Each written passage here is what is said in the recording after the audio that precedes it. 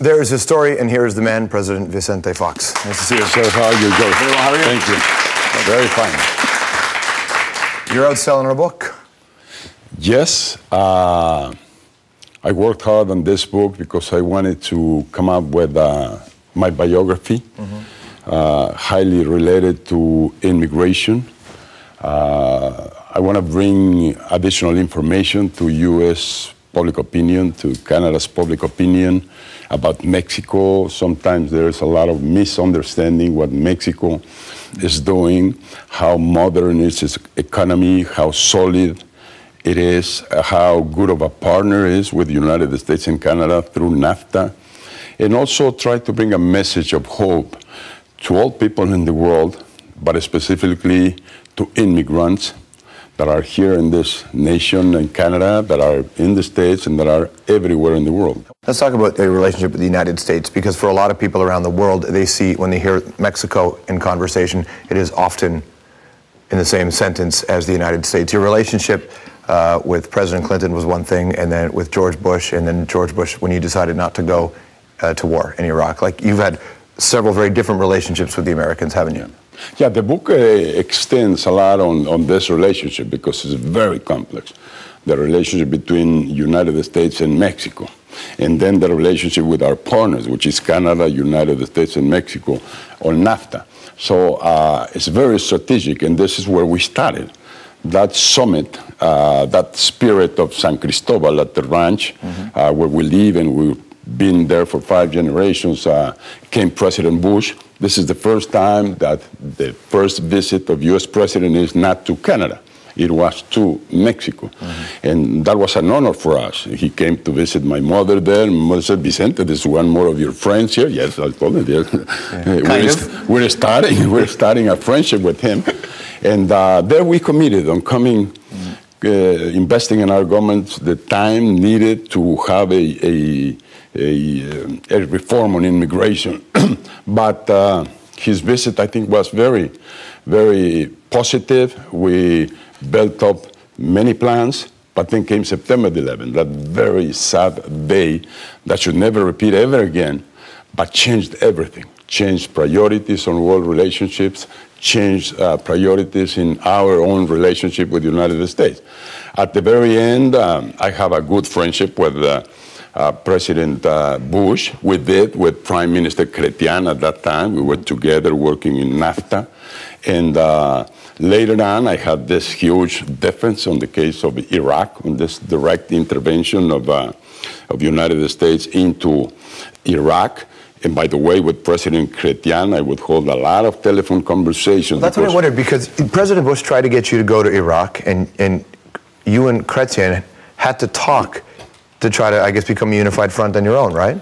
Yes, that is right, and other leaders, but specifically Prime Minister Chrétien. And the thing is that Canada at that time was not on the Security Council of the United Nations, and we were. Yeah. So Canada was very supportive to me and my position, and publicly Prime Minister Chrétien would speak about the support to those who were against a direct intervention. And the sustainment of this is very clear, is that if we created all together the United Nations, we should give them the charter, we should support the United Nations instead of bypassing it. Because when the United States goes directly intervening in different nations, always gets in trouble. And once it gets there, it's pretty difficult to withdraw. Why didn't you go to Iraq? Why didn't you send Mexican troops in? First, because we believe in peace. We believe in the sovereignty of every nation, and we believe in the United Nations. If United Nations would have taken over the responsibility, and United Nations would have called the nations to support them and their presence in Iraq, we would have gone along. And number 3, because never was proven the existence of those supposedly mass destruction weapons that I insisted with President Bush. Well, let me see where it is, and they showed you photographs that you didn't see, not even a fly there or a mosquito there. But there was no proof. So but how does a president call another president and make the case for war? How would President Bush have called you on the phone, or is it you're sitting on your horse one day because you have all your pictures on a horse, here's your phone ring, and it's President Bush saying, listen, here's what I need? Yes, in personal meetings or by the phone. And yes, through arguments. He would use his arguments. I would use my arguments. Many people think that I received pressure from him, or that Mexico was menaced of losing support from the United States if we would not go along with them. I never got that. Only arguments that were not convincing. And then the telephone would ring, and here's Prime Minister Tony Blair, same story, repeating once and again. They sent me ambassadors to Mexico, to Los Pinos, and then President Aznar from Spain, the same story. Mm-hmm. But at the same time, I was talking to Prime Minister Chrétien, to President Putin, to President Chirac, to Chancellor Schroeder, so many others. We were not in agreement with this happening, but very unfortunately it did. Today, I think still that the United States should withdraw as soon as possible from Iraq. It's not doing any good to United States, to democracy, or to freedom in the world. And I read this book, and maybe a lot of people read it. Just embrace them and let them go. This is a good advice for parents. With your children, you love them, you care for them, you educate them, but one day you have to let them go, to take their own decisions, to grow on their own, to construct their own lives. And this also applies to nations, exactly the same. I think Iraq was already embraced, the dictator is out. Now, we should let them go on their own and decide their own fate. Of course, with the supervision of United Nations. What about your relationship with Stephen Harper and Mexico's relationship with the current Canadian reality? It's very good. And having in between this elephant right there sleeping with you on the bed and occupying the whole bed. Yeah. I mean, we, Canada and Mexico, try to connect ourselves. Some guys like a little meat with their potatoes. On the belly of the elephant. We try to. It's very important what I'm saying, and this is happening. We understand each other much better, Canada and Mexico. And many times, many times, we have the same objective, we have the same strategy, so we try to convince the United States of some things. Where we have a difference is the way borders are run. Our border is very conflicted because of the drugs, organized crime, because it's a very busy border. 1 million people cross there every day, but mainly because the gap on income. I mean, the average U.S. worker will be making 6 times more income than an average Mexican worker. So what Mexican workers want, what families want, is to move up and try to gain 6 times more salary in the States than they're making in Mexico. All right, stick around because more with President of Mexico, Vicente Fox, although some want to call him ex-president. We'll get into that as well.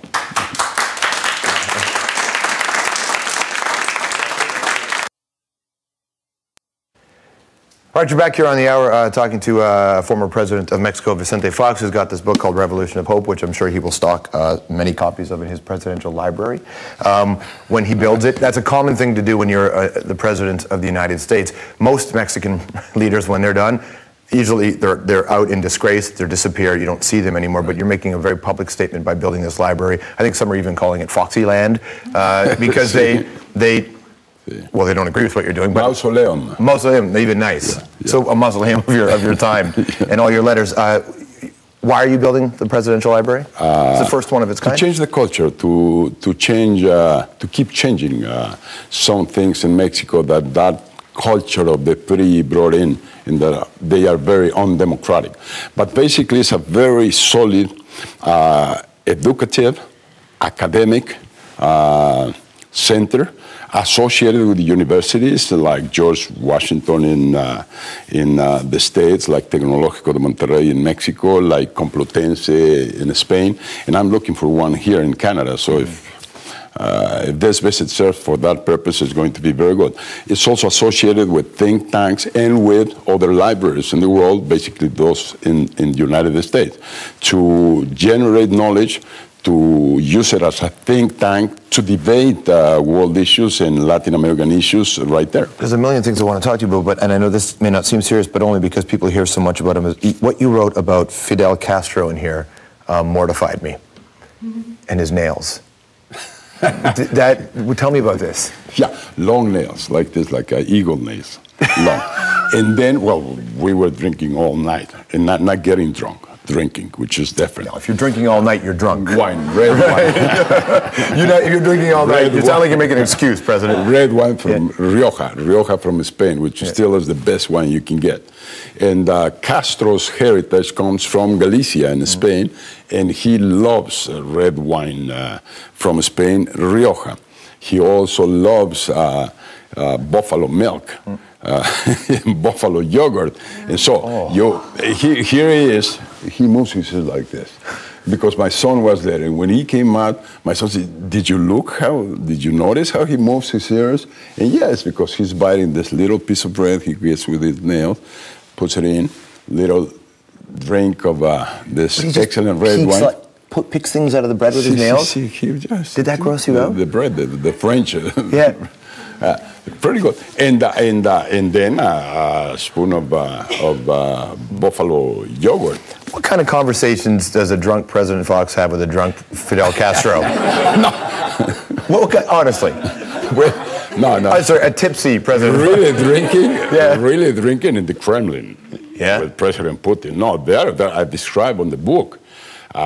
Each plate that you serve, then you have to have half a bottle of vodka. And here's the guy with a bottle again, and you finish drinking, thinking that is water, you drink it, and he comes again. That night, in the night, described this on the book, and Marta was with me. When I went to bed, I had to bring my foot down to the floor to touch the floor because the bed was. I thought I was going to the moon. Now, what kind of conversations does a drunk President Fox have with a drunk Putin? Like what? I mean, he scares people when he's sober. No, you separate things. This was at the official reception at night, dinner.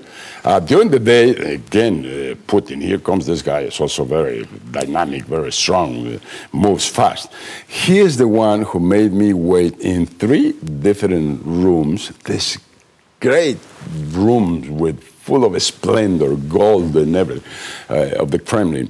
He would make me wait 5 to 10 minutes on the first room, and she started walking like this, and again, next room. But now, am I going to be received? No, you have to wait. Please sit down here. President Putin is getting ready for you.